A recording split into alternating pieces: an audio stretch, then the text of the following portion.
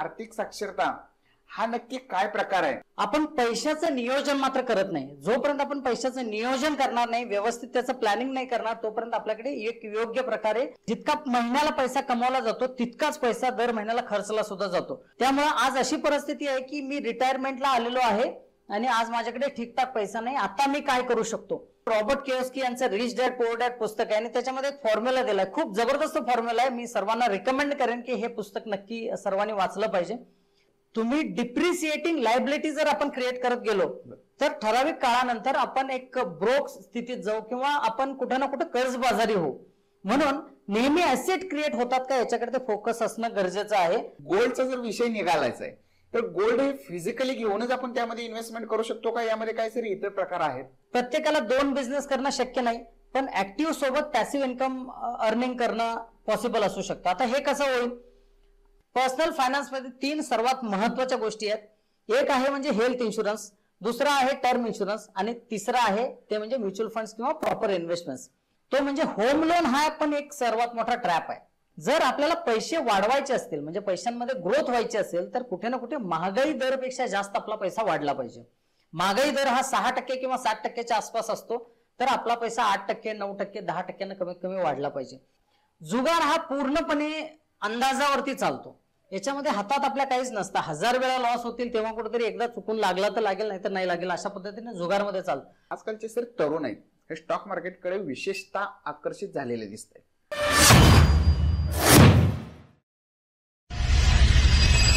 नमस्कार, आपल्या या आर्थिक साक्षरतेच्या पॉडकास्टमध्ये आपलं सहर्ष स्वागत आहे. आपल्याला आर्थिक साक्षर करण्यासाठी आपण आपल्या पॉडकास्टमध्ये इन्व्हाइट केलं आहे भरत कुलकर्णी सरांना. भरत सर गेले 15 वर्ष स्टॉक मार्केट आणि पर्सनल फायनान्स वरती लोकांना गाईड करत आहेत.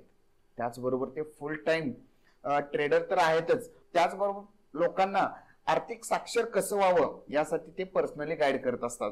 सरांचं एज्युकेशन म्हणाल तर सर MBA फायनान्स आहेत. तरुणाने आर्थिक साक्षर कसं व्हावं, त्याचबरोबर तरुण पिढी समोर पैसा तर तरुण कमवतायत पण त्याचं आर्थिक नियोजन कसं करावं हे तरुणांना आजकाल सगळ्यात मोठा प्रश्न आहे. आज तीच माहिती आज सरांकडून आज आपण घेणार आहोत. तर सुरुवात करूया. सर नमस्कार. नमस्कार सर, आमच्या या नवीन पॉडकास्ट मध्ये त्याचबरोबर आमच्या तरुणांना, माझ्या व्ह्युअर्सना, मला तुमच्याकडून आर्थिक साक्षरता हा नक्की काय प्रकार आहे हे जाणून घ्यायचं आहे. नक्कीच मयूर, सर्वात महत्वाची गोष्ट जर पाहायला गेली तर आपण आयुष्यभर धडपडतो पैसे कमवण्यासाठी. आयुष्यभर आपण एक प्रकारे वेल्दी बनण्यासाठी, रिच बनण्यासाठी आपण प्रयत्न करत असतो आणि हे सर्व करत असताना आपण जॉब करतो किंवा व्यवसाय करतो. या सगळ्या गोष्टी करत असताना सुद्धा आपण पैशाचं नियोजन मात्र करत नाही. जोपर्यंत आपण पैशाचं नियोजन करणार नाही, व्यवस्थित त्याचं प्लॅनिंग नाही करणार, तोपर्यंत आपल्याकडे एक योग्य प्रकारे पैसा साठणार नाही. जितका महिन्याला पैसा कमवला जातो तितकाच पैसा दर महिन्याला खर्चला सुद्धा जातो. त्यामुळे बऱ्याच वेळा हे पाहायला मिळतं की तरुण पिढी अगदी लाख रुपये महिना कमवत असताना सुद्धा महिन्याच्या शेवटी पैसे नसल्याच्या अवस्थेत पाहायला मिळते. मी बऱ्याच वेळा पाहतो तरुण लोकांकडे तर पैशाचा अभाव दिसतो पण अगदी रिटायरमेंटच्या एज पर्यंत आलेले लोक सुद्धा ज्यांनी प्लॅनिंगच केलेलं नाही आहे. त्यामुळे आज अशी परिस्थिती आहे की मी रिटायरमेंटला आलेलो आहे आणि आज माझ्याकडे ठीकठाक पैसा नाही, आता मी काय करू शकतो अशी विचारणारी सुद्धा बरीचशी मंडळी माझ्यासोबत येतात, माझ्या समोर येतात. त्यामुळे खूप मोठा हा एक आर्थिक साक्षरता नसल्याचा तोटा आपल्याला पाहायला मिळतो. योग्य वयात जर या गोष्टी आपल्याला कळायला, योग्य वयातच जर आपण पैशाचं नियोजन करायला शिकलो तर खूप मोठा बदल आपल्या आयुष्यामध्ये येऊ शकतो. तो वेल्दीनेस आपण क्रिएट करू शकतो. सर, तरुणांना इन्व्हेस्टमेंट करताना किंवा आर्थिक साक्षर नक्की व्हायचं कसं याबद्दलचे जे काही प्रश्न आहेत त्याची मी थोडेफार एक लिस्ट काढून आणले. सर, मला त्या प्रश्नाचे उत्तर तुम्ही द्याल अशी मी तुमच्याकडून अपेक्षा करतो. सर, मला वाटतं की ज्यावेळेस तरुण आर्थिक साक्षर होण्याची सुरुवात करत असतो त्यावेळेस त्यांनी सुरुवात कशी करावी? यामध्ये मयूर सर्वात महत्वाचं जर पाहायला गेलं तर जेव्हा कॉलेज संपतं किंवा जॉबला लागतात मुलं, सॅलरी चांगली असते, अगदी 40,000 50,000 रुपयांची सॅलरी जेव्हा भेटत असते, सर्वात पहिला प्रॉब्लेम येतो. तो प्रॉब्लेम म्हणजे झिरो सेव्हिंग हॅबिट. म्हणजे जितकी पण सॅलरी मिळते तितकी सॅलरी सर्व खर्च केली जाते. 40-50,000 रुपयांची सॅलरी सुद्धा दर महिन्याला पुरत नाही किंवा दर महिन्याला ती खर्च केली जाते. तर असं न करता याच्यामध्ये थोडंसं सेव्हिंग करणं खूप महत्वाचं आहे. यामध्ये जर पाहायला गेलं तर बऱ्याच वेळा काय होतं की चांगली सॅलरी मिळायला लागल्यानंतर तरुण मुलं फॅन्सी गॅजेट्स, काही वेळा फॅन्सी ड्रेसेस यामध्ये पैसे इन्व्हेस्ट करतात किंवा महागड्या गाड्या घेतात. जसं बघायला गेलं तर रॉबर्ट किओस्की यांचं रिच डॅड पुअर डॅड पुस्तक आहे आणि त्याच्यामध्ये एक फॉर्म्युला दिलाय, खूप जबरदस्त फॉर्म्युला आहे. मी सर्वांना रिकमेंड करेन की हे पुस्तक नक्की सर्वांनी वाचलं पाहिजे. की आपण कधीही आहे ना ऍसेट्स क्रिएट केले पाहिजेत. तुम्ही डिप्रिसिएटिंग लायबिलिटी जर आपण क्रिएट करत गेलो तर ठराविक काळानंतर आपण एक ब्रोक स्थितीत जाऊ किंवा आपण कुठे ना कुठे कर्जबाजारी होऊ. म्हणून नेहमी ऍसेट क्रिएट होतात का याच्याकडे फोकस असणं गरजेचं आहे. आणि तरुण पिढी कुठे ना कुठे सुरुवात करत असताना, जेव्हा जॉबला लागते, जेव्हा चांगले पेमेंट घ्यायला सुरुवात करते, त्यानंतर त्यांच्याकडे हा दृष्टिकोन डेव्हलप होणं खूप गरजेचं आहे. म्हणूनच सर्वात महत्वाचा आहे तो म्हणजे झिरो सेव्हिंग हॅबिट हे सोडून आपल्याला पर मंथ योग्य वयात योग्य वेळी योग्य अमाऊंट सेव्हिंग करण्याची सवय लावून घेणं हे खूप महत्वाचं आहे. बरं, आजकाल सर काही तरुणांमध्ये एक प्रॉब्लेम दिसतो की त्यांना जर एक इन्कम सोर्स चालू झाला तर ते एका इन्कम सोर्स वरतीच डिपेंड राहण्याचा प्रयत्न करतात, तर त्यांना तुम्ही काय सजेशन द्याल? नॉर्मली जर बघायला गेलं तर सुरुवातीला जेव्हा आपलं कॉलेज संपतं त्यानंतर एखाद्या कामामध्ये आपण जेव्हा लागतो तेव्हापासून सुरुवातीला तर काही दिवस आपण एका इन्कम वरती अवलंबून राहू शकतो. पण नॉर्मली काही काळानंतर ऍक्टिव्ह इन्कम सोबत एक पॅसिव्ह इन्कम क्रिएट करणं पण गरजेचं असतं. आता प्रत्येकाला हे शक्य आहे का? प्रत्येकाला 2 बिझनेस करणं शक्य नाही, पण ऍक्टिव्ह सोबत पॅसिव्ह इन्कम अर्निंग करणं पॉसिबल असू शकतं. आता हे कसं होईल? समजा उदाहरणासाठी जर बघायला गेलं तर आपण महिन्याला जर लेट्स से 30,000 रुपये कमवतो, पण त्यातून जर 5,000 रुपयाची आपण स्टॉक मार्केट इन्व्हेस्टमेंट केली किंवा SIP केली, म्युच्युअल फंड मध्ये इन्व्हेस्टमेंट केली, तर कालांतराने आपल्याला लक्षात येईल की 5,000 रुपयांना आपण इन्व्हेस्ट केलेली अमाऊंट ही एका वर्षामध्ये 60,000 रुपये होते. 5,000 चे 60,000 रुपये होते इन्व्हेस्टमेंट. पण कुठे ना कुठे मार्केटमध्ये स्टॉक मार्केटच्या फ्लक्च्युएशन्समुळे किंवा म्युच्युअल फंड मध्ये झालेल्या ग्रोथमुळे ही अमाऊंट 80,000 90,000 अशी होऊ शकते. म्हणजेच आपण 60,000 इन्व्हेस्ट केले आणि ती जर 80,000 90,000 झाली असेल तर ती वरचे पैसे वाढण्यासाठी आपण काय केलं? आपण काहीच नाही केलं, फक्त आपण अमाऊंट इन्व्हेस्ट केली. अशा पद्धतीनं असे वेगवेगळे सेक्टर्स आहेत ज्या सेक्टर्समध्ये आपल्या पैशांना ग्रोथ मिळते. अशा ठिकाणी जर पैसे आपण इन्व्हेस्ट केले तर एक प्रकारे पॅसिव्ह इन्कम सुद्धा क्रिएट होतं. आपण स्वतः काम करतो त्यासोबत पैशालाही कामाला लावतो.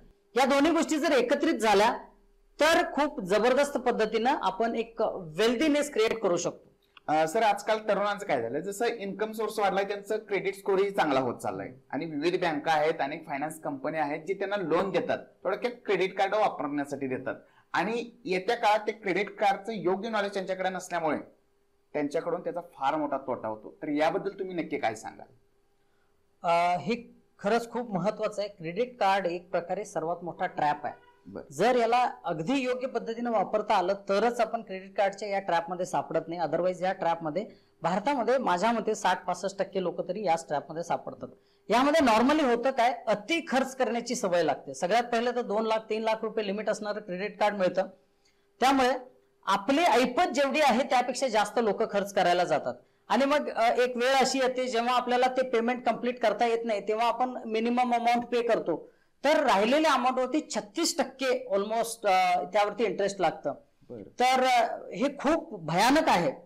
त्यामुळे अशा पद्धतीने जर आपण पैसा खर्चायला लागलो किंवा अशा पद्धतीने जर आपण इंटरेस्ट पे करायला लागलो तर खूप मोठ्या अडचणीत आपण सापडतो. म्हणून आपल्याला मॅक्झिमम आपल्या ओव्हरऑल आपली जेवढी सॅलरी आहे किंवा आपलं टोटल इन्कम आहे त्या इन्कमच्या 10% मॅक्झिमम क्रेडिट कार्डचा यूज केला पाहिजे. म्हणजे पकडून चला 50,000 रुपये जर आपली सॅलरी असेल तर मॅक्झिमम 5,000-10,000 रुपयांपर्यंतच आपण क्रेडिट कार्ड यूज केलं पाहिजे. पण बऱ्याच वेळा असं होतं की 50,000 रुपये पेमेंट असताना 60,000 70,000 80,000 रुपयाचा क्रेडिट कार्ड युसेज केला जातो आणि त्यामुळेच खूप मोठे प्रॉब्लेम होतात. म्हणून या ट्रॅप मधून बाहेर पडायचं असेल तर पहिला सल्ला क्रेडिट कार्ड वापरूच नये. आणि जर वापरायचं झालं तर ओव्हरऑल आपल्या इन्कमच्या 5-10 मॅक्झिमम 15% पर्यंतच आपण क्रेडिट कार्डचा वापरला पाहिजे. आजकाल काय झालंय सर की म्हणजे काही जीवनावश्यक गोष्टी तर आवश्यक आहेतच, पण एन्जॉय करण्यासाठी मुलं या क्रेडिट कार्डचा जास्त वापर करतात. बरोबर का? बरोबर आहे. हा, तर एक प्रकारे म्हणायला गेलं तर हे स्लो पॉइझन आहे. म्हणजे लोकांच्या आयुष्यात ते कसं एंटर करतं आणि त्यातून कसं बाहेर पडावं हे लोकांच्या लक्षात येत नाही. तर कुठेतरी मनी मॅनेजमेंट करताना हे क्रेडिट कार्ड पासून लांब कसं राहावं ह्याच्याबद्दल काय थोडक्यात सांगता येईल का सर? सगळ्यात महत्वाचं आपल्याला आपल्या गरजा खूप लिमिटेड ठेवाव्या लागतील. जेव्हा आपल्याकडे क्रेडिट कार्ड किंवा कर्ज अति घेण्याची आपल्याला सवय लागते तेव्हा आपण विनाकारण गरजा वाढवून ठेवतो. म्हणजे एखाद्या वेळी जर आपल्याला एखादा पकडून चला मोबाईल घ्यायचा आहे, तर आपल्याच पैशांमध्ये जर आपल्याला मोबाईल घ्यायचा असेल तर आपण आपलं बजेट ठरवू आणि त्या बजेटमध्ये मोबाईल घेऊ. पण क्रेडिट कार्डवरती विनाकारण 2 लाखाचं क्रेडिट आपल्याला मिळणार आहे हे जेव्हा कळतं तेव्हा आपलं डिसिजन 20-25 हजार रुपये मोबाईल घेण्याचं जर असेल तर ते डिसिजन चेंज होऊन 70-75 हजाराचा मोबाईल होऊ शकतो, 1 लाख रुपयांचा मोबाईल होऊ शकतो. मग वरील जो एक्स्ट्रा आपण जी इन्व्हेस्टमेंट केली आणि ती इन्व्हेस्टमेंट आपण अशामध्ये केली की ती डिप्रिसिएटिंग एसेट आहे, म्हणजे मोबाईलची किंमत की येणाऱ्या काळामध्ये वाढणार नाही. त्यामुळे त्यामध्ये किती इन्व्हेस्ट करावं आणि विशेष करून कर्ज काढून किंवा क्रेडिट कार्डचा वापर करून यामध्ये इन्व्हेस्टमेंट करावं का, थोडंसं याचा विचार करणं गरजेचं आहे.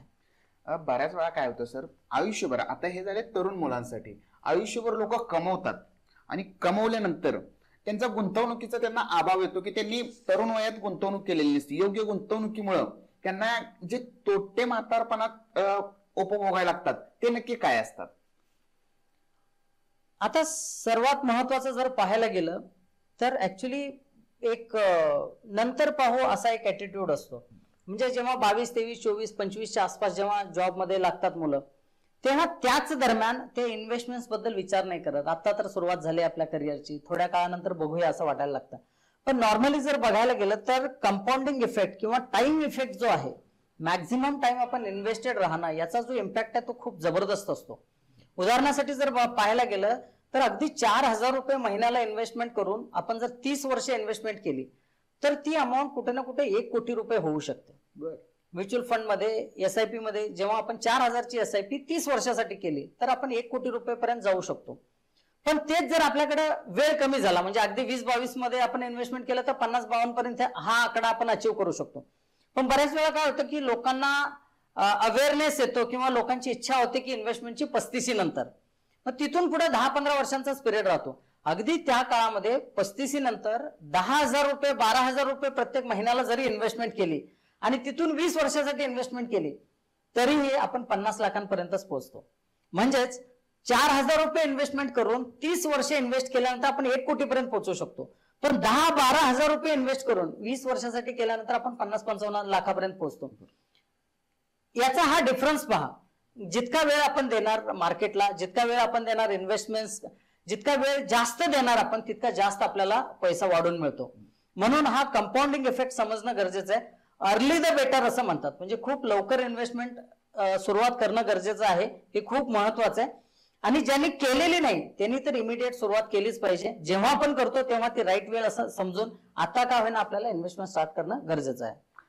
तरुणपणात ज्यावेळेस रिटायर होतात लोक, तरुणपणात त्यांनी फार मोठा एखादा इन्शुरन्स केलेला असतो सर, तर इन्शुरन्स ही गुंतवणूक होऊ शकते का? सर्वात पहिला जर यामध्ये समजून घ्यायचं म्हटलं तर इन्शुरन्सला गुंतवणूक समजणं हीच सर्वात मोठी चूक आहे. सगळ्यात पहिल्यांदा जर बघायला गेलं तर इन्शुरन्स मध्ये नॉर्मली बघतो 50,000चा जर प्रीमियम आपण वर्षाला दिला, 20 वर्षासाठी आपण अमाऊंट इन्व्हेस्ट करतो आणि 10 लाख रुपये टोटल इन्व्हेस्टमेंट होते. तर त्याच्या अगेन्स्ट आपल्याला 20 वर्षानंतर रिटर्न जे मिळतात 13-15 लाखाच्या आसपासच मिळतात आणि हार्डली 4-5 लाखाचा डेथ कव्हर पण मिळतो. तर या गोष्टी ऐवजी जर तेच 50,000 रुपये आपण स्टॉक मार्केटमध्ये इन्व्हेस्ट केले किंवा म्युच्युअल फंड मध्ये SIP च्या माध्यमातून जर इन्व्हेस्ट केले तर 13-15 लाख रुपये न मिळता याच 20 वर्षाच्या कालखंडामध्ये आपल्याला 50 लाख रुपये मिळू शकतात. म्हणजे इन्शुरन्स मध्ये इन्व्हेस्टमेंट करून 13-15 लाख रुपये घेण्याऐवजी इकडे 20 वर्ष इन्व्हेस्टमेंट करून आपण 50 ते 60 लाख रुपये घेऊ शकतो. इतकी मोठी अमाऊंट साठवू शकते. त्यामुळे इन्शुरन्स कडे बघताना एक इन्व्हेस्टमेंट म्हणून न बघता आपल्याला इन्व्हेस्टमेंटचे वेगवेगळे ऑप्शन शोधले पाहिजेत. आणि यामध्ये जर बघायला गेलं तर पर्सनल फायनान्सचा एक रूल आहे. पर्सनल फायनान्स मध्ये 3 सर्वात महत्वाच्या गोष्टी आहेत. एक आहे म्हणजे हेल्थ इन्शुरन्स, दुसरा आहे टर्म इन्शुरन्स आणि तिसरा आहे ते म्हणजे म्युच्युअल फंड्स किंवा प्रॉपर इन्व्हेस्टमेंट्स. आता हेल्थ इन्शुरन्स जर आपण केला, अगदी वर्षाला आता 15-16 हजार रुपये इन्व्हेस्ट केले तर पूर्ण फॅमिली कव्हर होते. त्याच्यामध्ये 5-10 लाखाचा आपल्याला कव्हर मिळतो. म्हणजे काही हॉस्पिटलचा एकदम खर्च आला तर ती इन्शुरन्स कंपनी बघते. त्यामुळे एक आपला हेल्थ इन्शुरन्स असला पाहिजे. मी बऱ्याच वेळा बघितलंय की प्रॉपर इन्शुरन्स, हेल्थ इन्शुरन्स नसल्यामुळं अगदी खूप मोठ्या कर्जात लोकांना पडायला लागले. अचानक 5 लाख, 10 लाख, 15 लाखाचा दवाखाना लागला आणि लोक पूर्ण फायनान्शियली ब्रोक होतात, फायनान्शियली तुटून जातात. तर ही गोष्ट न घडण्यासाठी आपल्याला एक हेल्थ इन्शुरन्स असणं खूप गरजेचं आहे. इन्शुरन्स असावा तर मग पहिला हेल्थ इन्शुरन्स असावा. दुसरी महत्वाची गोष्ट यामध्ये जर पाहायची म्हटली तर ती आहे टर्म इन्शुरन्स असला पाहिजे. टर्म इन्शुरन्स जर पाहायला गेलं तर इंडियामध्ये थोडासा टर्म इन्शुरन्स कडे पाहण्याचा दृष्टिकोनच थोडासा निगेटिव्ह आहे, पण ही सर्वात महत्वाची गोष्ट आहे. अगदी 10, 12, 15 हजार रुपये आपण वर्षाला इन्व्हेस्टमेंट करून आपल्याला 1 कोटी रुपये, 50 लाख, 1 कोटी रुपयेपर्यंतचा आपण यामध्ये इन्शुरन्स घेऊ शकतो. म्हणजे जर आपण घरचे कमवते व्यक्ती असू आणि आपल्याला जर काही झालं तर पाठीमागे एकदम 50 लाख किंवा 1 कोटी रुपयांचा असा मोठा कव्हर मिळतो. त्यामुळे घरच्यांची एक सुरक्षितता निर्माण होते. यासाठी टर्म इन्शुरन्स खूप महत्वाचा आहे. आणि अगदी कमी किमतीत, अगदी 10-12 हजार रुपयात आपल्याला 15 हजार रुपयांपर्यंत टर्म इन्शुरन्स, खूप चांगला टर्म इन्शुरन्स मिळतो. टर्म इन्शुरन्स हा असलाच पाहिजे. आता जसं आपण बोललो तसं पहिला असला पाहिजे हेल्थ इन्शुरन्स, सेकंड असला पाहिजे टर्म इन्शुरन्स. या दोन गोष्टी जर आपल्याकडे असतील तर 15-1 हजार रुपये आपल्या वर्षाला जातील हेल्थ इन्शुरन्स मध्ये, 12-15 हजार रुपये आपले जातील टर्म इन्शुरन्स मध्ये. या दोन गोष्टीमध्ये आपले पूर्ण फॅमिली कव्हर होते. म्हणजे अगदी हॉस्पिटलायझेशनचे कोणतेही खर्च आले तर हेल्थ इन्शुरन्स मध्ये कव्हर होतात. आपल्याला, आपण मेन कमवते व्यक्ती असतो आणि आपल्याला काही प्रॉब्लेम झाला तर पाठीमागे खूप चांगला पैसा मिळतो. नॉर्मल जे लाईफ इन्शुरन्सेस आहेत त्यामध्ये जर आपण 50 हजारचा जरी प्रीमियम दिला तरी आपल्या माघारी घरी मिळणारा पैसा हा अगदी 13-15 लाख रुपये इन्शुरन्स, 13-15 लाख रुपये मॅच्युरिटी अमाऊंट मिळते. आणि डेथ क्लेम असतो तो पण 5-1 लाख रुपयाचा, म्हणजे 17-18 लाख रुपयाच्या पलीकडे मिळत नाही.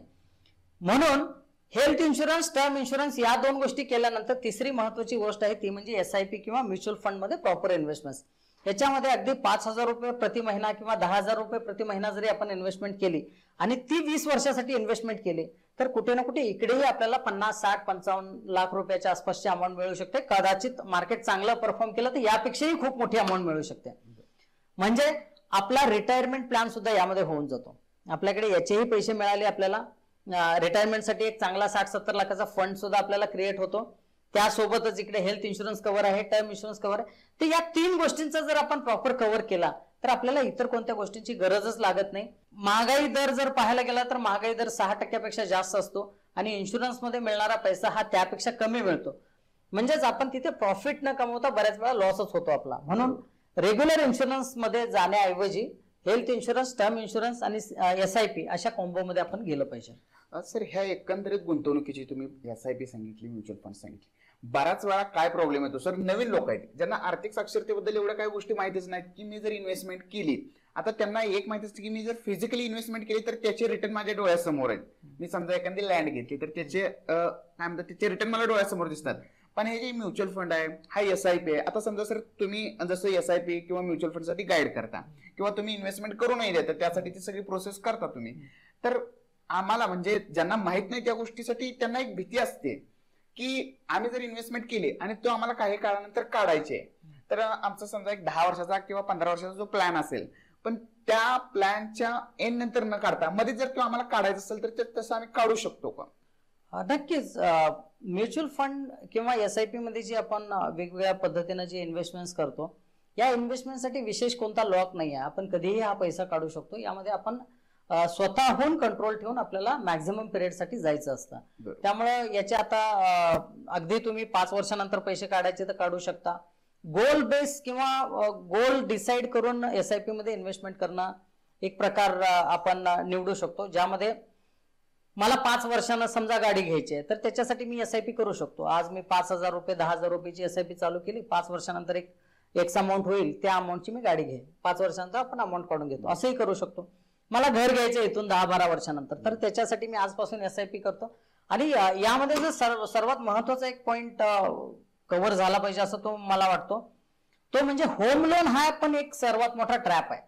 होम लोन जर पाहायला गेलं तर बऱ्याच वेळा काय होतं की 50 लाखाचं जर घर घेतलं तर 50 लाखाचं घर घेत असताना कुठं ना कुठं आपण त्यावरती मोठं कर्ज घेतो आणि त्या कर्जाच्या अगेन्स्ट जवळजवळ 40, 42, 43 हजारचा हप्ता आपल्याला बसतो. आणि 20 वर्षासाठी 40-42 हजारचा हप्ता जेव्हा पे करतो तेव्हा आपण 1 CR पेक्षा जास्त अमाऊंट पे करतो. मग 50 लाखाचं घर 20 वर्षानंतर किंमत होऊन किती होईल त्याची, 1 कोटी झाली, तर आपला प्रॉफिट काय?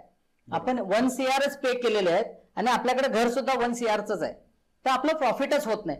पण याच्या ऐवजी तेच 40-42 हजार रुपये जर आपण SIP केली आणि 20 वर्षासाठी SIP ठेवली तर ती अमाऊंट 1 कोटी न होता 4 कोटी किंवा 5 कोटी रुपये होऊ शकते. रिटायरमेंट प्लॅनिंग साठी अगदी रिटायरमेंट प्लॅन होतं.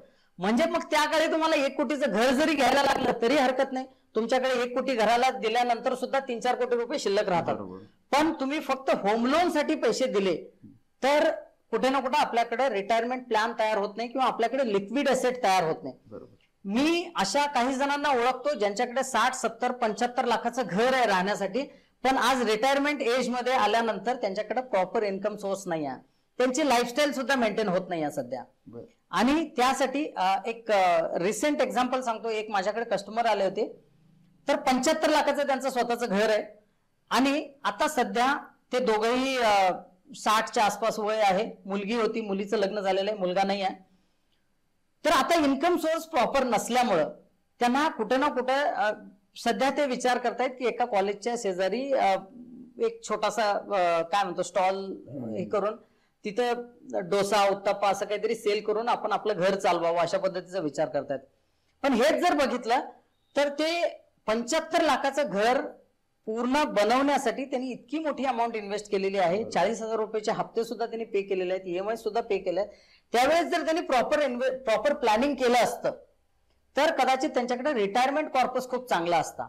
म्हणून ही एक अलार्मिंग सिच्युएशन आहे. सगळाच पैसा आपला होम लोन मध्ये इन्व्हेस्ट करून आपण शेवटी आपल्याकडे फक्त एक घर राहण्यापेक्षा आपला पैसा असा इन्व्हेस्ट झाला पाहिजे की जेणेकरून रिटायरमेंट प्लॅनिंग सुद्धा झालं पाहिजे. तर या दृष्टीने विचार करणं खूप महत्वाचं आहे. आता सर हे जे म्युच्युअल फंड आहे, आता आज जसं तुम्ही माझ्याकडून समजा म्युच्युअल फंड मी तुमच्याकडे इन्व्हेस्ट केलं, म्हणजे तुम्ही वेगवेगळ्या कंपनीमध्ये जे काय गाईड करून ते म्हणजे तुम्ही इन्व्हेस्ट करता सर. तर बऱ्याच वेळा हा प्रॉब्लेम येतो की काही वेळानंतर तुमच्या सोबत असेल नसेल, म्हणजे काही वर्षानंतर तुम्ही सोबत असाल किंवा माझी तू कुठेतरी शिफ्टिंग होईल, मी जॉबसाठी बाहेर जाऊ शकता किंवा तुम्ही जाऊ शकता कुठेतरी. तर अशा वेळेस मला पैसे काढून घ्यायचे, तर त्यासाठी मला तो सोर्स काय असेल किंवा मी कोणाकडून ती जी माझी इन्व्हेस्टमेंट आहे ती मी परत घेऊ शकतो, जी SIP जी मी पैसे भरलेत ते. मयूर, खूप महत्वाचा प्रश्न तू विचारलास. बऱ्याच वेळा काय होतं की आपल्याकडे प्रॉपर अर्थसाक्षरता नसल्यामुळे किंवा म्युच्युअल फंड रिलेटेड नॉलेज जास्त नसल्यामुळे असे हे प्रश्न बऱ्याच जणांच्या मनामध्ये आहेत की एकदा पैसा भरला तर काय होईल, पुढं मार्केट कोलॅप्स झालं तर काय होईल, किंवा माझा पैसा वाढेलच का, माझा पैसा डुबेल का, अशा बऱ्याच प्रश्न लोकांच्या मनामध्ये आहेत. सर्वात पहिला जर पाहायला गेलं तर म्युच्युअल फंड्स मध्ये जर पाठीमागच्या 20-30 वर्षांचा डेटा पाहिला तर याच्यामध्ये प्रॉपर जर प्लॅनिंग केलं असेल, प्रॉपर फंड सिलेक्ट केले असेल तर याच्यामध्ये लॉसेस तर कुणाचे झालेले नाही आहेत. खूप चांगले रिटर्न्स लोकांना मिळालेले आहेत, पहिली गोष्ट. दुसरी गोष्ट जर यामध्ये आपण पाहायची म्हटली तर म्युच्युअल फंड्स मध्ये जेव्हा आपण पैसे इन्व्हेस्ट करतो तेव्हा आपण ज्या फंड मध्ये पैसे इन्व्हेस्ट केला असतो ते फंड हाऊसेस असतात. मी जरी तुम्ही ज्या पण ऍडवायझर कडे अमाऊंट इन्व्हेस्ट केलेली असते त्यांच्याकडे डायरेक्ट जर तुम्ही त्यांना कॉन्टॅक्ट जरी नाही करू शकलात तर असे काही ऍप्लिकेशन्स आहेत ज्या ऍप्लिकेशनच्या माध्यमातून तुम्ही स्वतः ते पैसे रिडीम करू शकता. नाहीतर तुम्ही ज्या फंड मध्ये इन्व्हेस्टमेंट केलेले आहेत त्याचे तुम्हाला मेल आलेले असतात, त्या मेल मध्ये कॉन्टॅक्ट डिटेल्स असतात, त्यांना कॉन्टॅक्ट करून तुम्ही अमाऊंट रिडीम करून घेऊ शकता. तुमची काढून घ्यायची तर काढून घेऊ शकता. या व्यतिरिक्त प्रत्येक डिस्ट्रिक्ट लेवलला या सगळ्या फंड हाऊसेसचे ऑफिसेस सुद्धा असतात. तुम्ही ऑफिसला व्हिजिट केलात, एक फोन जरी केलात तरी ती सगळी अमाऊंट तुम्हाला रिटर्न होऊ शकते. त्यामुळे ही इतकी सहज आणि इतकी सोपी प्रोसेस आहे, याच्यामध्ये घाबरण्यासारखं काहीच नाही. आणि तुम्ही याला पर मंथ ट्रॅक करू शकता.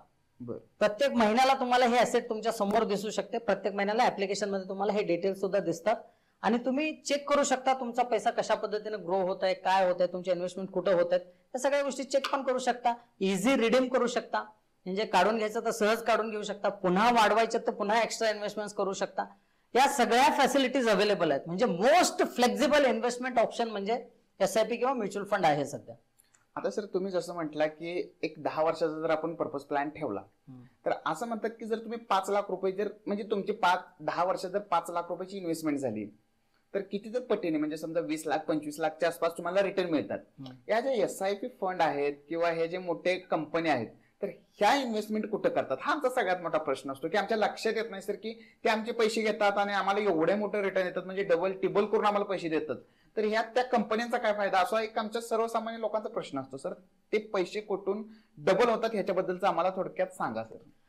यामध्ये जर पाहायला गेलं तर mutual fund company investment stock मार्केटमध्ये करते. मॅक्झिमम अमाऊंट हे स्टॉक मार्केटमध्ये इन्व्हेस्ट होत असते. त्यात फंडचे काही वेगवेगळे प्रकार आहेत. मेजर ज्या इन्व्हेस्टमेंट्स आहेत हे स्टॉक मार्केटमधल्या चांगल्या कंपन्यांमध्ये इन्व्हेस्टमेंट झालेले असते आणि त्या कंपन्यांच्या शेअर्सच्या किमती जशा वाढतात तशा इकडे पैसे वाढतात.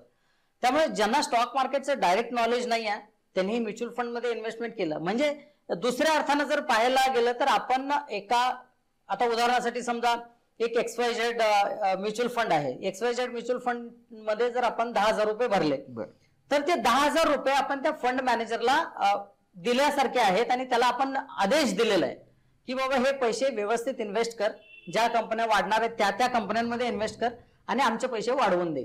अशा पद्धतीने आपण त्यांना आदेश दिल्यासारखा असतो. मग ते काय करतात, तेच तुमचे 10,000 रुपये वेगवेगळ्या 50-60 कंपन्यांमध्ये इन्व्हेस्ट करतात आणि अशा वेगवेगळ्या कंपन्यांमध्ये इन्व्हेस्ट केल्यानंतर त्या कंपन्या जशा वाढत जातील तसे तुमचे पैसे सुद्धा वाढतात. स्टॉक मार्केटमध्ये जबरदस्त रिझल्ट आतापर्यंत पाहायला मिळालेले आहेत. अगदी पाहायचं म्हटलं तर 15-20 वर्षापूर्वी जो 150 रुपयांना SBIचा स्टॉक होता तो आज 1000 रुपयांच्या आसपास आला. तर हा जवळजवळ 8 पट 9 पट ग्रोथ झाली. तर SBI मध्ये तुमची जर इन्व्हेस्टमेंट असेल, तुमची जेवढी इन्व्हेस्टमेंट आहे ती 8 पट 9 पट 10 पट झाली. अशाच पद्धतीनं स्टॉक मार्केटमध्ये पैसा वाढतो म्हणजेच म्युच्युअल फंड मध्ये पण अशा पद्धतीनं पैसा वाढतो. आता सर जसं काही लोक आहेत ज्यांना शक्य आहे ते तुम्हाला येऊन भेटतीलच किंवा असं आपल्यासारखं गाईड करणाऱ्या लोकांना येऊन भेटतील म्हणजे सेल्फ SIP मध्ये इन्व्हेस्टमेंट करतात. काही जण आहेत जे स्वतः म्हणजे स्टॉक सिलेक्ट करतात किंवा त्या कंपनी फंड सिलेक्ट करतात. तर त्यामध्ये लार्ज कॅप आहे, मिड कॅप आहे, स्मॉल कॅप आहे. तर अशा लोकांसाठी तुम्ही काय सजेशन द्याल सर? सर्वात महत्वाचं जर पाहायला गेलं तर म्युच्युअल फंड मध्ये वेगवेगळ्या प्रकारचे 4000 पेक्षा जास्त फंड आहेत. बरं. तर या 4000 फंड मध्ये आपण कोणत्या फंड्स मध्ये ऍक्च्युअल इन्व्हेस्टमेंट करतो हे खूप महत्वाचं आहे. याचा इम्पॅक्ट आपल्याला पाहायला मिळतो कधी, जेव्हा आपण एक कॉर्पस घेणार आहे म्हणजे जेव्हा आपली मॅच्युरिटी पिरियड कंप्लीट होईल आणि त्यानंतर जेव्हा पैसा घेणार असतो. समजा 1 कोटीचं आपलं लक्ष असेल किंवा एक 20 वर्षासाठी आपण इन्व्हेस्टमेंट केली तर आपल्याला जर इन्व्हेस्टमेंट प्रॉपर असतील तर आपल्याला 1 कोटी रुपये मिळणार असतील. पण जर आपलं फंड सिलेक्शन चुकलं तर ते 1 कोटी रुपये न मिळता कुठे ना कुठे आपल्याला 50 लाख 55 लाख 60 लाख रुपये मिळू शकतात. म्हणजे 30-40 लाखाचा डायरेक्ट डिफरन्स येतो कधी जर आपलं फंड सिलेक्शन चुकलं. म्हणून फंड सिलेक्शन खूप महत्वाचं असतं. त्याच्यासाठी प्रॉपर स्टॉक मार्केटचा नॉलेज किंवा म्युच्युअल फंड आणि त्या फंड्सचे प्रॉपर नॉलेज असणं खूप महत्वाचं आहे. यासाठी एक तर स्वतः आपण ते नॉलेज डेव्हलप केलं पाहिजे आणि जर प्रॉपर तितका वेळ आपल्याकडे नसेल किंवा तितका जास्त आपल्याकडे नॉलेज नसेल तर आपण कुठे ना कुठे जे प्रॉपर आपल्याला या फंड्सचं प्लॅनिंग करून देतात त्यांना व्हिजिट करणं, त्यांचं गायडन्स घेणं खूप महत्वाचं आहे आणि ते तुम्हाला चांगल्या पद्धतीने फंड सिलेक्ट करून देऊ शकतात. आता सर जसं तरुणांचा हा सगळ्यात महत्वाचा प्रॉब्लेम असतो की सर्टन लेवलला इन्कम सोर्स त्यांचा वाढतो पण एका ठराविक काळात त्यांचा अतिशय स्मॉल त्यांचा इन्कम असतो. तर त्यांनी त्या लेवलला जर SIP चालू करायची म्हणली तर मिनिमम ते किती रुपयापासून SIP चालू करू शकतात आणि मॅक्झिमम ती किती असू शकते? मयूर, अगदी 500 रुपयांपासून आपण SIP चालू करू शकतो आणि जसं जसं आपलं इन्कम वाढत जाईल तसं तसं आपण आपली SIP वाढवत जाऊ शकतो. आतापर्यंत सर तुम्ही इन्शुरन्स बद्दल सांगितलं, म्युच्युअल फंड सांगितलं, SIP सांगितलं. याचबरोबर सर गावाकडची जी लोक आहेत यांना या आर्थिक साक्षरतेबद्दल जास्त गोष्टी माहित नसल्यामुळे ते FD वरती जास्त विश्वास ठेवतात. जशी की बँक असू द्या, पतसंस्था असू द्या, यामध्ये ते आपली FD करतात आणि जी आपली मोठी अमाऊंट आहे ती FD मध्ये इन्व्हेस्टमेंट करतात. तर त्यामधून त्यांना चांगले रिटर्न मिळतात काय? हे जे प्रकार सांगितला यामध्ये किंवा हा FD हा प्रकार नक्की काय आहे? सगळ्यात पहिलं जर बघायला गेलं तर बँकेमध्ये फिक्स्ड डिपॉझिट केलं जातं, त्याला एक 5% आसपास दरवर्षी त्याला व्याजदर मिळतं. पण यामध्ये महत्वाची गोष्ट जी समजून घेण्याची आहे ती म्हणजे जर आपण एका एक्झाम्पलच्या माध्यमातून समजून घेऊ, एका उदाहरणाच्या माध्यमातून, जर आज 1 लाख रुपयाने एक गाडी आहे आणि मला ती गाडी घ्यायची आहे, मी 1 लाख रुपये घेऊन जर शोरूम मध्ये गेलो आणि ती गाडी घ्यायला गेलो तर मला आज 1 लाख रुपयांना ती गाडी मिळते. पण काही कारणानं आज मला ती गाडी घेणं म्हणजे कॅन्सल झालेलं आहे आणि मी बरोबर पुढच्या वर्षी ती गाडी घेणार आहे. म्हणून मी 1 वर्षासाठी 1 लाख रुपयाची FD केली. जेव्हा मी ती 1 लाख रुपयांची FD केली तेव्हा मला पुढच्या वर्षी बरोबर 1 वर्षानंतर मला ते पैसे 5% वाढून म्हणजे 1,05,000 रुपये मला मिळणार आहेत. मग नॉर्मल लोकांचा समज काय आहे की आता 1 लाखाचे 1,05,000 झाले, याचा अर्थ 5,000 रुपये वाढले. पण जर यामध्ये बघायला गेलं तर तेच 1,05,000 घेऊन तीच गाडी घेण्यासाठी त्याच शोरूम मध्ये जर आपण परत गेलो तर त्या गाडीची किंमत कुठे ना कुठे 1,07,000 रुपये झालेली असते. बरोबर. याचा अर्थ काय? आपला पैसा 5% वाढला पण दरवर्षी महागाई दर 6.5 ते 7% वाढतो. बरोबर. म्हणजे गाडीची किंमत 1,07,000 झाली, तुमच्या पैशाची किंमत 1,05,000 झाली, म्हणजे तुमचा पैसा 2,000 कमी झाला, वाढला नाही.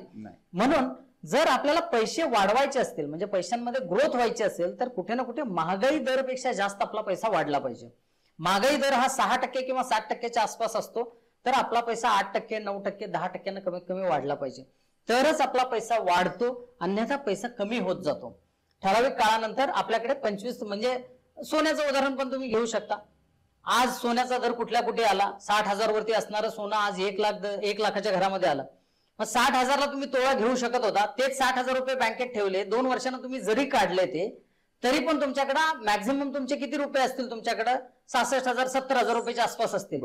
मग तेच 70,000 रुपये घेऊन तुम्ही आज 2 तोळे घेऊ शकता का? नाही घेऊ शकत. त्यामुळे रेट मध्ये खूप मोठे चेंजेस आले. म्हणून महागाई दर किंवा मार्केटमध्ये येणारे वेगवेगळे हे फ्लक्च्युएशन्स आहेत, याला जर टॅकल करायचं असेल तर आपला पैसा कमीत कमी 10% आपल्याला ग्रो करता आला पाहिजे. त्याच्यापेक्षा जास्त ग्रोथ जर पाहायला गेली तर 10% जास्त ग्रोथ आपल्याला स्टॉक मार्केटमध्ये, म्युच्युअल फंडमध्ये 11, 12, 13% मिळते. कधी कधी थोडी यापेक्षाही बेटर मिळू शकते. म्हणून सर्वात बेस्ट इन्व्हेस्टमेंटचे सध्या तरी जे ऑप्शन आहेत ते म्युच्युअल फंड आहे, SIP आहे, यामध्ये इन्व्हेस्टमेंट करावं. सर, आता बऱ्याच वेळा काय होतं की वातावरण सध्या तुम्ही बघताय की कसं आहे, चोरीची वगैरे भीती असते सगळे गावाकडे. तर गोल्डचा जर विषय निघालायचा आहे तर गोल्ड हे फिजिकली घेऊनच आपण त्यामध्ये इन्व्हेस्टमेंट करू शकतो का? यामध्ये काय सर इतर प्रकार आहेत? यामध्ये खूप सारे प्रकार आहेत. जसं की म्युच्युअल फंड मध्ये सुद्धा गोल्ड फंड आहेत, ज्यामध्ये आपण इन्व्हेस्टमेंट करू शकतो.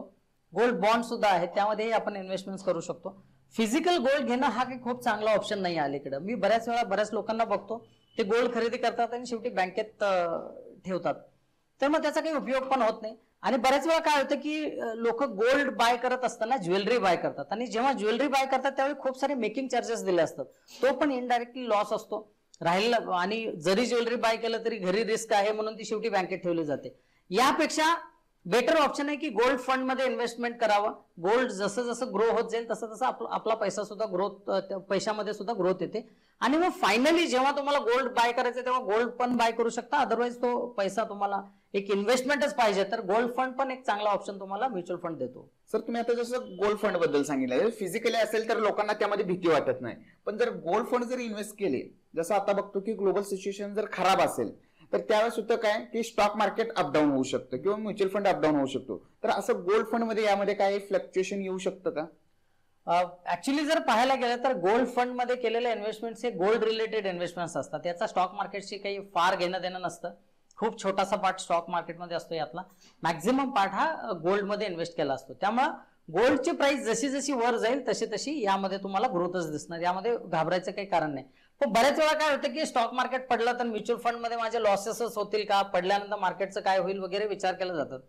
पण पहिली गोष्ट समजून घेण्यासारखी ही आहे, ती म्हणजे टोटल भारताची जी इकॉनॉमी आहे ती $3.5 ट्रिलियन आहे.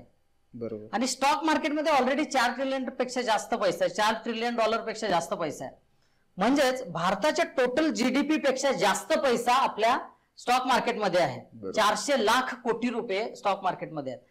आणि स्टॉक मार्केट बंद पडणं किंवा स्टॉक मार्केट पूर्ण रसातळाला जाणं याचा अर्थ देशच खूप मोठ्या आर्थिक संकटात सापडणं किंवा देशच नायनाटीला येणं असं होतं. त्यामुळे जोपर्यंत देश व्यवस्थित आहे, जोपर्यंत बाकी सगळ्या गोष्टी व्यवस्थित आहेत, तोपर्यंत स्टॉक मार्केटला काहीही होऊ शकत नाही. त्यामुळं जेव्हा जेव्हा मार्केट ड्रॉप करतं तेव्हा तेव्हा आपल्याला इन्व्हेस्टमेंट अपॉर्च्युनिटी देतं. आजपर्यंत जवळजवळ पाठीमागच्या 30 वर्षात 10-15 वेळा अशा अपॉर्च्युनिटी आलेल्या आहेत. वेगवेगळ्या कारगिल युद्धापासून घ्या, त्यानंतर कोविड सारखी सिच्युएशन असेल किंवा 2008ला आलेले ग्लोबल क्रायसिस असतील, अशा मोठमोठ्या घटनांमध्ये सुद्धा मार्केट खूप जोरात पडलं, पण जेवढ्या जोरात पडलं तितक्याच जोरात वरती सुद्धा आलं. त्यामुळे मार्केट पडल्यानंतर घाबरायची गरज नाही आहे. आपल्याला उलट त्यावेळी जास्त इन्व्हेस्टमेंट करणं गरजेचं आहे. कारण मार्केट जेव्हा पडतं तेव्हा आपल्याला 1000 रुपयांची वस्तू 500 रुपयांना मिळते. बरोबर. सो वस्तू स्वस्तात खरेदी करण्याचा एक प्रकारचा सेल आहे, तो सेल लागतो. तर असा लागलेल्या सेलमध्ये आपण मॅक्झिमम परचेस करणं गरजेचं आहे.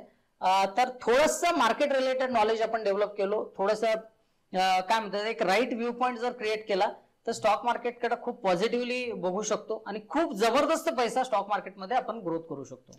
सर, आर्थिक साक्षरता म्हटलं तर स्टॉक मार्केटचा विषय येणार नाही असं होत नाही. म्हणजे तुम्हाला जर आर्थिक साक्षर व्हायचं आहे तर तुम्हाला स्टॉक मार्केटचंही थोडंफार नॉलेज घेणं गरजेचं आहे. पण बऱ्याच वेळा गावाकडची लोक असू द्या किंवा थोडा अज्ञानी लोक असू द्या, ज्यांचं फारसं यामध्ये शिक्षण नाही, त्यांना असं वाटतं की स्टॉक मार्केट हा कुठेतरी एक जुगारचा प्रकार आहे. तर याबद्दल तुम्ही काय सांगा? जर आता स्टॉक मार्केट बद्दल जर बोलायचं झालं तर स्टॉक मार्केट हे पूर्णपणे लॉजिकल बेस आणि एक टेक्निकल अनालिसिसचा वापर करून किंवा फंडामेंटल अनालिसिसचा वापर करून एक प्रॉफिटेबल ट्रेडिंग इथं केलं जाऊ शकतं किंवा हा एक बिझनेसचाच प्रकार आहे. जुगार हा पूर्णपणे अंदाजावरती चालतो. याच्यामध्ये हातात आपल्या काहीच नसतं. 1000 वेळा लॉस होतील तेव्हा कुठेतरी एकदा चुकून लागला तर लागेल, नाही तर नाही लागेल, अशा पद्धतीने जुगारमध्ये चालतं. पण स्टॉक मार्केटमध्ये असं नाही. जर आपलं नॉलेज प्रॉपर असेल, अभ्यास व्यवस्थित असेल तर आपण स्टॉक मार्केटमध्येही खूप चांगला पैसा कमवू शकतो किंवा याचा एक ट्रेडिंगचा बिझनेस सुद्धा आपण यामध्ये करू शकतो. दुसरी बाजू यामध्ये जर पाहायला गेलं तर लॉंग टर्म मध्ये स्टॉक मार्केटमध्ये चांगल्या कंपन्यांमध्ये केलेली इन्व्हेस्टमेंट ही ग्रोथ होते हे आपल्याला पाहायला मिळालेलं आहे. म्हणजे आता शेकडो कंपन्या आहेत ज्या कंपन्या अगदी 50 रुपये 100 रुपयांना असणारे स्टॉक्स आज हजारो रुपयांमध्ये आहेत.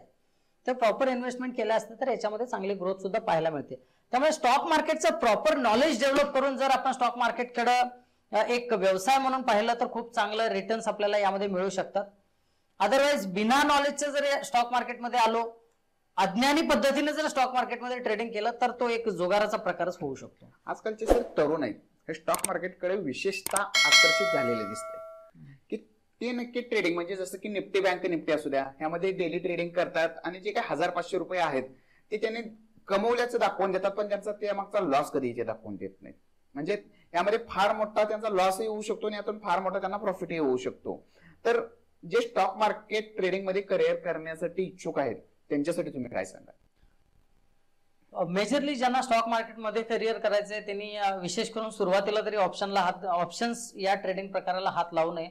कारण ऑप्शन्स हा थोडासा रिस्की ट्रेडिंगचा प्रकार आहे ज्याच्यामध्ये आपला खूप सारी प्रॅक्टिस गरजेची आहे, खूप हात बसणं गरजेचं आहे, मार्केटच्या वेगवेगळ्या कंडिशन्स आपल्याला माहीत होणं गरजेचं आहे, आपलं अनालिसिस तितकं स्ट्रॉंग असणं गरजेचं आहे. त्याऐवजी जर आपण सुरुवातीला स्टॉक ट्रेडिंग करून जर सुरुवात केली तर खूप चांगल्या पद्धतीने आपण सुरुवात करू शकतो. काही वेळ गेल्यानंतर आपण मार्केटशी थोडंसं कम्फर्टेबल झाल्यानंतर मग ऑप्शन्स ट्रेडिंग करू शकतो किंवा फ्युचर्स ट्रेडिंग करू शकतो. पण बऱ्याच वेळा काय होतं की तरुण पिढींना ऑप्शन्सची क्रेज खूप जास्त पाहायला मिळते. कुणीतरी आपल्याला दाखवते की सडन मला 2000 प्रॉफिट झाले, 3000 प्रॉफिट झाले, तर तरुण पिढी त्याकडे वळते आणि अंदाजे त्यामध्ये पैसे इन्व्हेस्टमेंट करते. Social media effect, social media इफेक्टच्या माध्यमातून अंदाजे पैसे इन्व्हेस्टमेंट करते आणि 1-2दा प्रॉफिट होतील, पण नंतर असे लॉसेस होतात की ते परत स्टॉक मार्केटकडे एक रिस्की प्रकार म्हणूनच बघायला लागतात. बरोबर. म्हणून स्टॉक मार्केटमध्ये जर तुम्हाला ट्रेडिंग करायचं असेल, एक जबरदस्त इन्कम सोर्स सुद्धा इथून डेव्हलप करू शकता. साईड इन्कम सोर्स म्हणू शकता. रादर तुम्ही इतर कोणतेही काम करत असताना स्टॉक मार्केटमधूनही एक चांगलं अर्निंग करू शकता. पण हे जर करायचं असेल तर याचं प्रॉपर नॉलेज असणं खूप गरजेचं आहे, प्रॉपर प्रॅक्टिस असणं गरजेचं आहे, तितका वेळ तितका एक्सपिरियन्स आपल्याकडे येणं गरजेचं आहे. म्हणून आपण सुरुवातीला याच्या रिलेटेड जे असणारे छोटे मोठे कोर्सेस असतील ते कोर्सेस केले पाहिजेत. छोट्या अमाऊंटनं प्रॅक्टिस केले पाहिजे. याच्यामध्ये रिस्क मॅनेजमेंट, मनी मॅनेजमेंट अशा वेगवेगळ्या गोष्टींचा उपयोग होतो. त्या सर्व गोष्टींचं नॉलेज घेतलं पाहिजे. आणि थोडासा हा इमोशन्सशी म्हणजे पैसा हा विषय थोडा इमोशन्सशी रिलेट होतो, त्यामुळे इमोशन मॅनेजमेंट ही खूप महत्वाचं असतं इथं. तर या सगळ्या गोष्टी जेव्हा आपण समजून घेऊ, चार्टचा अभ्यास करायला जेव्हा आपल्याला जमायला लागेल तेव्हा स्टॉक मार्केटमध्ये सुद्धा आपण चांगलं यश मिळवू शकतो. भारतामध्ये स्टॉक मार्केटमध्ये इन्व्हेस्टमेंट करणाऱ्यांची किंवा ट्रेडिंग करणाऱ्यांची संख्या कमी आहे. इतर देशामध्ये खूप चांगल्या पद्धतीनं अगदी 20, 22, 25% लोक ट्रेडिंग करतात. भारतामध्ये कुठे ना कुठे 3, 4, 5% आसपास लोक ट्रेडिंग करतात. सो यालाही एक प्रॉपर बिझनेस ऑप्शन म्हणून बघू शकतो, पण प्रॉपर स्टडी केल्यानंतरच. सर तुम्ही इन्शुरन्स सांगितलं, SIP, म्युच्युअल फंड, त्याचबरोबर स्टॉक मार्केट काय आहे, स्टॉक मार्केट बद्दल सर अजून बरीच माहिती आम्हाला जाणून घ्यायची, ते आपण एखाद्या नेक्स्ट पॉडकास्टमध्ये तुम्ही आम्हाला वेळ द्यावा अशी मी तुम्हाला विनंती करतो. जाता जाता मला फक्त एक शेवटचा प्रश्न असा विचारायचा आहे, जे तरुण आहेत त्या तरुणांना तुमच्या मागच्या 15 वर्ष झालं तुम्ही पर्सनल फायनान्स मध्ये आहात, त्याचबरोबर तुमचा MBA म्हणजे स्पेशल विषय असा फायनान्सचा आहे. नक्कीच मयूर, यामध्ये जर पाहायला गेलं तर प्रत्येकाने अर्थसाक्षर होणं गरजेचं आहे. आणि विशेष करून तरुण पिढीने जर पाहायला गेलं तर एक 50-30-20 असा एक रूल आहे. या रूलचा वापर करणं गरजेचं आहे. म्हणजे काय, यामध्ये आपण बघू शकतो आपलं जे अर्निंग आहे, आपलं जे इन्कम आहे, त्या इन्कमच्या 50% जी अमाऊंट आहे ती आपल्या नीड्स वरती खर्च झाली पाहिजे. नीड म्हणजे काय, ज्यामध्ये आपल्या घर म्हणजे जे रेग्युलर खर्च आहेत आपले, ज्याच्यामध्ये आपलं होम रेंट असू शकतं, जे काही EMIs असतील ते EMIs असतील, अशा बऱ्याच गोष्टींवरती जो आपला नक्की होणारा खर्च आहे तो खर्च म्हणजे 50% मध्ये आपला असला पाहिजे. 30% आपल्या वॉन्ट्स वरती खर्च असला पाहिजे. म्हणजे काही गोष्टी आपल्याला खरेदी एक्स्ट्रा करायच्या असतात, जसं की मोबाईल वगैरे, थोडंसं एक लाईफस्टाईल एक्सपेन्सेस म्हणतो आपण त्याला, त्या पद्धतीने आपण त्या 30% अमाऊंट इन्व्हेस्ट केले पाहिजे. आपल्याला एखादं व्हेकल बाय करायचं असेल, मोबाईल बाय करायचं असेल, किंवा घरी एखादी चांगली वस्तू खरेदी करायची असेल, त्याच्यामध्ये आपल्याला इन्व्हेस्ट करायचं असतं. सो या वॉन्ट्समध्ये 30% आपली अमाऊंट इन्व्हेस्ट झाले पाहिजे. आणि 20% अमाऊंट, 20% अमाऊंट ही आहे, ही आपली कितीही इन्कम असलं तरी 20%ची अमाऊंट मिनिमम 20% आपण पर मंथ इन्व्हेस्ट केलंच पाहिजे. तरच आपण एक चांगला प्लॅन, रिटायरमेंट प्लॅन बनवू शकतो. आणि एक लॉंग पिरियड म्हणजे कंपाऊंडिंग इफेक्ट मिळण्यासाठी आपल्याला एक मोठा पिरियड देणं गरजेचं आहे, एक टाइम पिरियड देणं गरजेचं आहे. यासाठी खूप अर्ली आपल्याला इन्व्हेस्टमेंट्स करायला पाहिजेत. अर्ली छोट्या इन्व्हेस्टमेंट्स असल्या तरी हरकत नाहीत, पण सुरुवात केली पाहिजे. जसे जसे आपले इन्क्रीमेंट होतील तशी तशी इन्व्हेस्टमेंट्स वाढवत गेली पाहिजेत.